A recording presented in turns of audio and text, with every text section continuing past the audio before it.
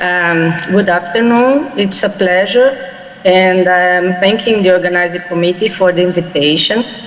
I work in Rio de Janeiro, Brazil, with sickle cell disease. This is my disclosure. I have no conflicts in this presentation. We are going to talk about sickle cell, vaso-occlusive, and chronic organ damage. Sickle cell disease is around the world.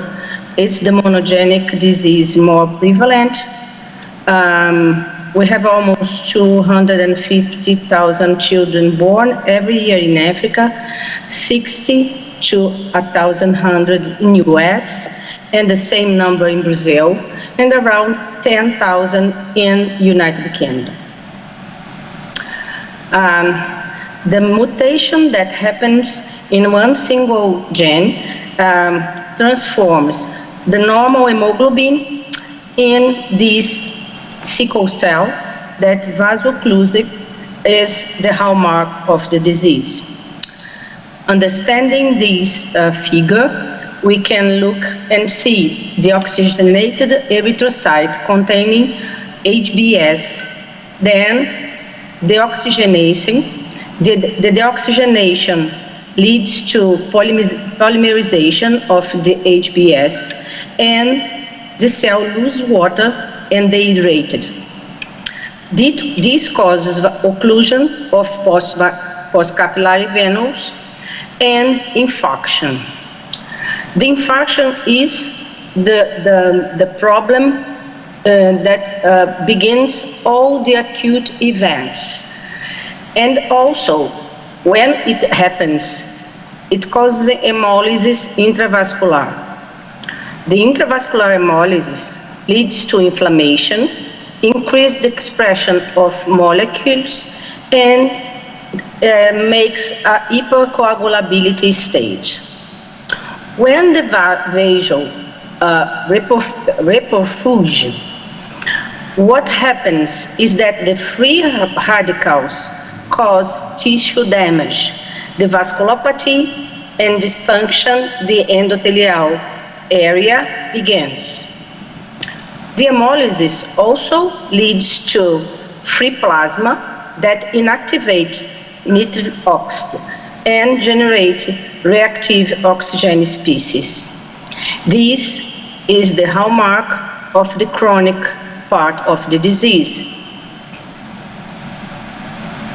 So, vaso-occlusive, it's what we most see in patients with sickle cell disease.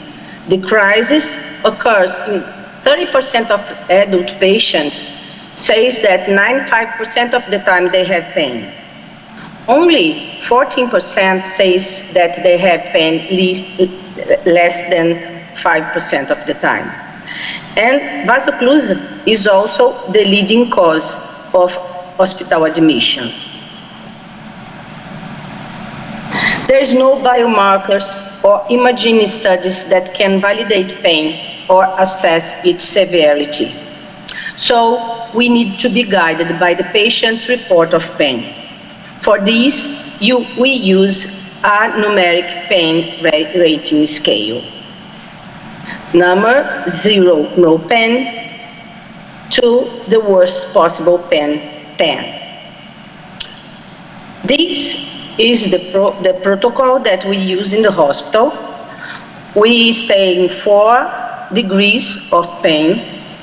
The last degree, the use of morphine every 4 hours for the first 48 hours. It's important to say that morphine can't be done SOS, but generally it should be done regularly. The other steps means metamizole or acetaminophen in the first one, plus ketorolac or any anti-inflammatory drug in the second stage. And if it doesn't happen to ameliorate the pain, we introduce codeine at home and then morphine at the hospital. The other point that needs to be assessed, if Is it a complicated pain or a simple one, only pain? We need to look at coexisting symptoms.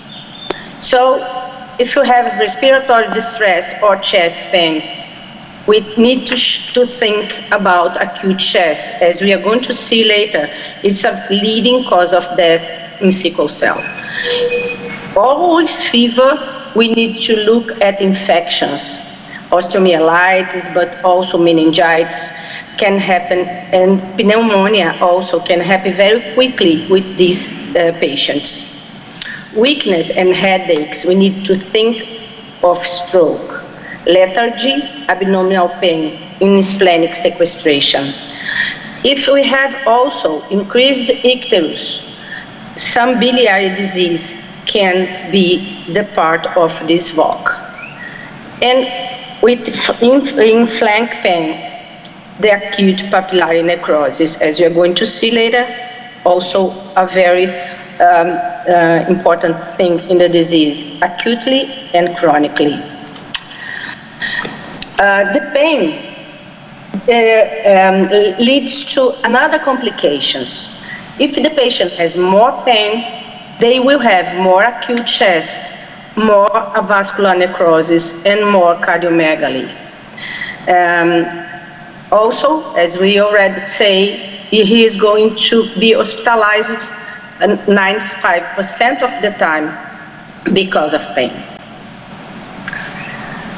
Although these are very bad, we have worse things happening here. When we have an important number of vaso-occlusive crises, the opportunity of survival lower. So we have, in this slide, when we have more than 3 annual VOCs, the probability of dying is almost double when we have less than 3 crises a year. Because VOC is only the top of the iceberg. As we saw before in the physiopathology of the disease, the problem is the silent vaso-occlusion, the inflammation, the cell activation, and the endothelium damage that is caused, and the injury, ischemia, reperfusion. These are all acute, chronic, and severe complication of VOC, each one occurring in one part of the body. We use it to say that if you have blood in one part of the body, it can have a VOC. In children, we are going to see the acute events.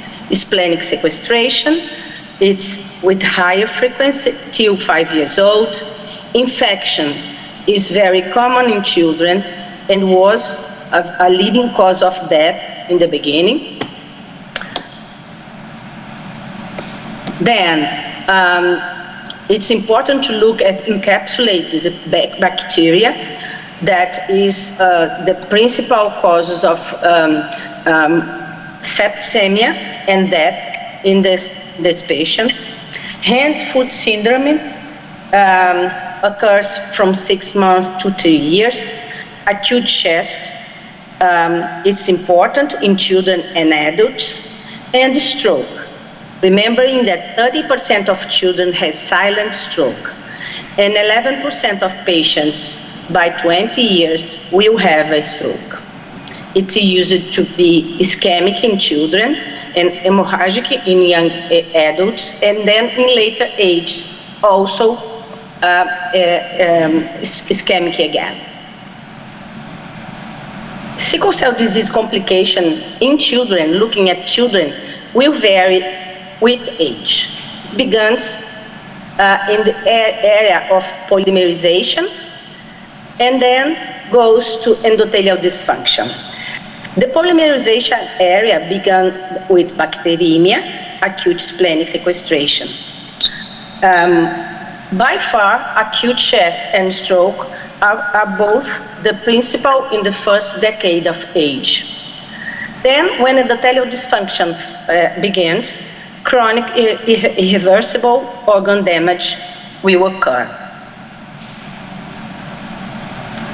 The survival in pediatric patients significantly improved in the last decades. It begins with neonatal screening, vaccination and the use of antibiotics, comprehensive care, TCD monitoring, hydroxyurea, transfusion, and also a transplantation. Looking at this figure, we can see in blue, the light blue, the data from Jamaica in the 70s, and the fraction who will survive by the years, and comparing with London and Dallas in the 20s, in green and red in the top of the figure. What you can see is the overall survival at 18 years of age by now is 93.9% for patients SS and S beta 0 and 98.4% for the other genotypes. Although we improve a lot in pediatric patients, the burden of mortality is shifting to adults, and the transition from pediatric to adult Medicare is the highest period of risk of death. In adults, we are going to begin to see the chronic disease, pulmonary hypertension, cardiac involvement that began in children. Fibrosis is proved in the heart of children, and it evolves till both ventricles and left atrium are dilated and fibrotic. Cholelithiasis, eye involvement predominantly in SC patients, leg ulcer, and priapism that can happen in 89% of the adult male patients. Adolescence is a serious risk factor for sickle cell disease. 7 of 23 sickle cell related deaths occurred in patients aged 18 to 23. 6 of 7 of these deaths followed recent transition. When they evolve and goes to the young adults, they use the healthcare the most. The average is 3.6 times per year, with a lot of patients rehospitalization in 29, in 14 days, and in 30 days.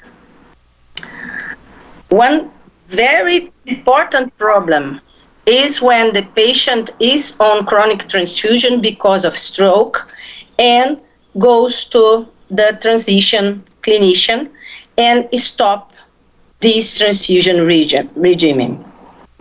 The risk of dying within 3 years of transition is very high.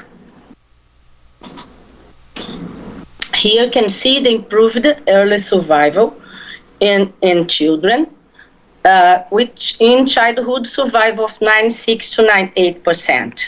But as you can see, the probability of dying and the percentage of death and the age of death, that does not improve since the 70s till 2004. And the cause of death of these patients, infection is the leading cause of death in children. But you can see that 13% of these patients die in irreversible organ damage, and we are talking about children of less than 20 years of age. In adults, we have irreversible organ damage as the leading cause of death, and the other situations complaining by chronic acutization of chronic disease, acute pulmonary disorder, and disease in central nervous system. This research looks in US database by hospitalization in sickle cell disease. And look at death. In this period, 844 deaths occurred. And they look for factors associated with significantly higher odds of mortality. What they found: male, every 10 years increase of age, history of transfusion or exchange transfusion, and diagnosis of acute chest or sepsis development during this admission.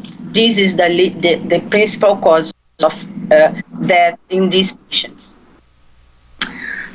Talking about acute splenic sequestration, that's an important cause of death in children. It's caused by intrasplenic trapping of red blood cells. It's characterized by an acutely enlarging spleen and a decrease in baseline hemoglobin concentration more than 2 grams per deciliter. Occurs in 10 to 30% of children, and the symptoms include abdominal pain, nausea, vomiting, and lethargy. Approximately 50% of these patients who survive will have a second event. This splenic dysfunction contributes a lot to an increased risk of sepsis and infection. This infection can be prevented by medical attention of fever, penicillin prophylaxis, and vaccination. We need to remind the parents to seek immediate medical attention for fever, especially because the encapsulated bacteria goes to sepsis very rapidly in these children. Penicillin prophylaxis is administered, and that must be used till 5 years of age, especially with SS patients, but in Brazil we use for all sickle cell disease children. And the vaccination against all capsulated bacteria must be done according to the recommendation of each country. Other complication, acute complication, is acute chest syndrome. It's a lung injury that can complicate hospitalization or developed as a presenting admission diagnosis. So the patient comes for a surgery and evolves to acute chest in a important percentile of cases. Acute chest increases the risk of developing chronic lung disease, prolonged hospitalizations, and has mortality up to 9% in adults with sickle cell disease. The chance of having acute chest is higher in SS patients. It's the major cause of death, despite the use of hydroxyurea. The overall death rate is around 1.8, but much more important in adults than in children, 4.3 to 1.1. The recommendations are incentive spirometry in all patients that is as inpatient because of other causes. Ambulation and make activities as soon as possible. And if the patient has acute chest, maintain in 6 months by transfusion to avoid recurrence acute chest. Talking about priapism, is a full or partial erection that persists for more than 4 hours. Risk factors include low hemoglobin, high LDH, bilirubin, and transaminases, high reticulocyte, leukocyte, and platelet counts, leg ulcers, and high pulmonary artery pressure. There are some protective factors that have been observed as alpha thalassemia trait and some ethnicity. Other important point is the acute event in acute kidney injury. We use it to say about chronic kidney injury, chronic kidney disease, but the acute kidney injury must be seen with careful, because the deoxyhemoglobin level in the medullary area are higher in patients with sickle cell. And there is providing evidence that VOCs are associated with subclinical kidney injury. The risk of acute kidney injury is increased by the drop in hemoglobin leading to hypoxic ischemic events, hemolysis, and inflammation that occurs in VOCs and in acute chest. In a retrospective review, was found that patient admission for VOCs look and see 70% of association with acute kidney injury. Another retrospective study shows that 70% of the patients aged more than 18 years has VOC was a predictor of new acute renal failure.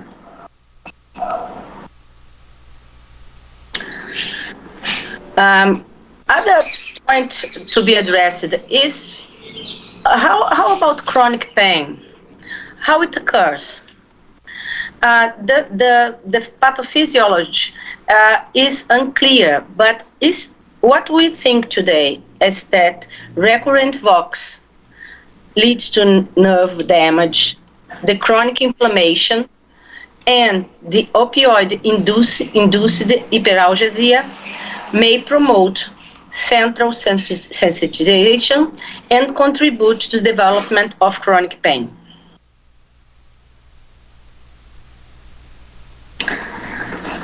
Cardiac complication was described a couple of years ago, and the importance of cardiac fibrosis was defined some years ago, beginning, as I told before, in childhood and evolving, and is important for the pathophysiology of cardiomyopathy, left ventricular diastolic dysfunction, and together with pulmonary hypertension, it's the principal cause of sudden death.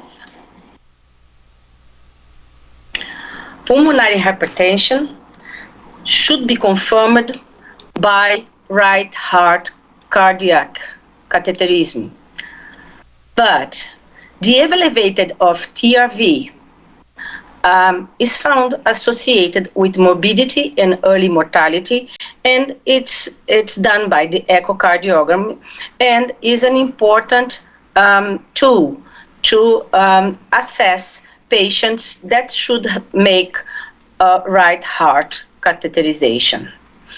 What we found is that when we have elevated TRV, adult patients has decreased exercise capacity, have a high risk of mortality, especially acute episodes of acute chest and VOCs can high the risk of death in these patients.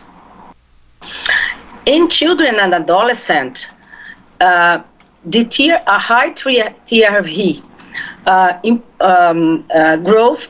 grows mortality in adolescent and young adults, and is associated with a decline in 6-minute walk distance after 2 years of follow-up. Important to say again that the TRV can be acutely and transiently elevated during VOCs and acute chest. So we need to wait for 2 weeks post-VOCs and 4 weeks for acute chest to make the correction echocardiogram. NT-proBNP is another screening tool for pulmonary hypertension and also for renal insufficiency. Actually, it's high levels associated with markers of hemolytic anemia. It's released from cardiomyocytes secondary to increased stress or tension of the wall. Levels up to 160 is a major independent risk factor for mortality in adults. So the elevated NT-proBNP in adults has positive correlation with elevated TRV or pulmonary hypertension, is associated with intolerance of exercise, and is an independent predictor of mortality. For children, there is significant positive correlation with high TRV and correlation with diastolic dysfunction. Talking about the brain, is a very vulnerable organ. Stroke is very common and have severe consequences. The principal cognitive deficits, educational performance negatively impacted, and job opportunities became limited in this population. In children, it's the leading cause of mortality and morbidity, usually is ischemic, impact 11% of patients by age 20. Risk factors are high leukocytes, anemia, and recurrent acute chest. And silent infarct is more common than overstroke in these children and can lead to cognitive impairment. Children with sickle cell from 2 to 16 must be regularly screening by TCD ultrasonography. In adults, stroke is severe and usually hemorrhagic. Hemorrhagic stroke is more frequent in young adults and has a high case fatality rate. Ischemic stroke begins to occur again by 35 to 65 years old. TCD screening doesn't play a role in adults, and MRI may be of higher value. 50% of patients who had a stroke experience a recurrence. End-stage renal disease occurs around 40 in these patients, but it begins in the first decade of age with hyperfiltration and hypostenuria. With the patient has a lot of polyuria. Near the 10th, albuminuria can happen and is the first stage of chronic kidney disease. Later, end-stage renal disease can occur. We have some tools to deal with this: hydroxyurea in the beginning, when we look at hypostenuria and albuminuria, and then ACI inhibitors and angiotensin receptor blockers, statinas, and endothelial receptor antagonist can be used. Interdisciplinary treatment is one important tool to deal with sickle cell disease. Coordinated team needed to provide comprehensive sickle cell disease management. We are talking about doctor, nurses, health educator, medical social workers, laboratory service, clinical psychologists, but also the team of emergency department, surgeons, anesthesiologists, critical care specialists. Everyone must know how to deal with these patients to have the better results. As you know, hydroxyurea, I have already say about hydroxyurea before, but it's important way to manage sickle cell disease. It begins improving fetal hemoglobin, but later we know that it down the number of leukocytes, improve hemoglobin because they diminish the hemolysis, and also with less platelets and less leukocytes, they lower the inflammation that happens in these patients chronically. They also inhibit the adhesion, some molecules, some adhesion molecules in the sickle cell, promoting less adhesiveness in the vaso, and improve the production of oxynitric. It lowered the annual rates of pain crisis and improve the time of the first crisis in studies and prolong the time to a second crisis, lower incidence of acute chest and the need of blood transfusion. More important, they lower the mortality in the group of hydroxyurea compared with those not in hydroxyurea. This paper from Steinberg look at adults of MSH, the multicentric study of hydroxyurea, and follow them for 7.5 years. What they say is that looking at that, 87% of the patients never took hydroxyurea or took for less than 5 years. And they see an important reduction in mortality in individuals who take hydroxyurea for longer than 10 years. 24% of the deaths are from pulmonary complications.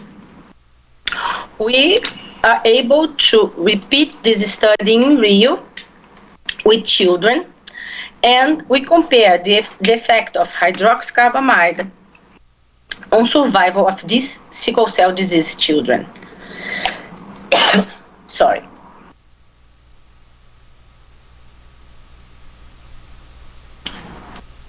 In this group, the overall rate of mortality was 4.6 times higher among untreated in comparison with treated children.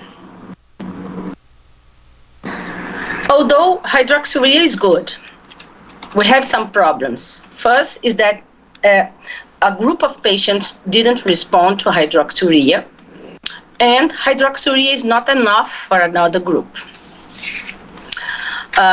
You know that it lower hemolysis, make higher hemoglobin level, less transfusion, less pain, less acute chest. They lower the TRV in patients who has high TRV, and as I told, lower the overall mortality rate.